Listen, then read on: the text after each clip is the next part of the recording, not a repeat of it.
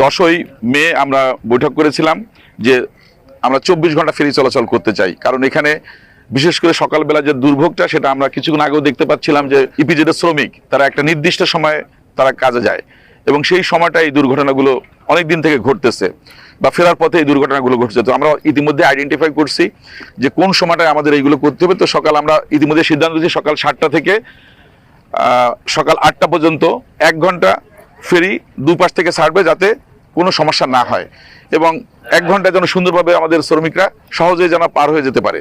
ঠিক তেমনি ফ্যাক্টরি যখন ছুটি হচ্ছে তখন 7টা থেকে 8টা বা 6টা থেকে 8টা পর্যন্ত ওই সময় হয়তো 2 ঘন্টা বা 2.5 ঘন্টা আমরা বিরতিহীনভাবে চালাবো দুটো ফেরি, যাতে তারা সহজে যেন পার হয়ে যেতে পারে এবং এই দুর্ঘটনা যেগুলো ঘটেছে অতীতে নতুন করে যেন না হয়।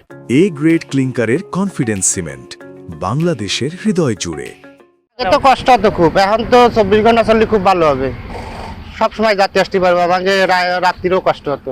24 ঘন্টা ফেরিটা চলবে, আমরা আইসে মনে করেন যে আমাদের রেস্টের প্রয়োজন আছে, আমরা আইসে ফেরিটা পার করে গাড়িটা সুন্দরভাবে আনলোডটা করে আমরা রেস্টে যাইতে পারবো।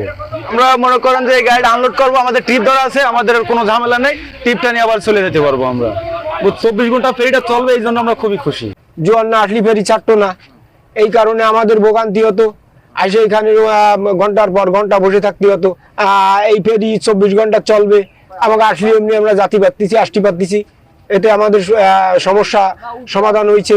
আজকের এই বিরতিহীন ফেরি চলাচলের আমি আনুষ্ঠানিক শুভ উদ্বোধন ঘোষণা করছি।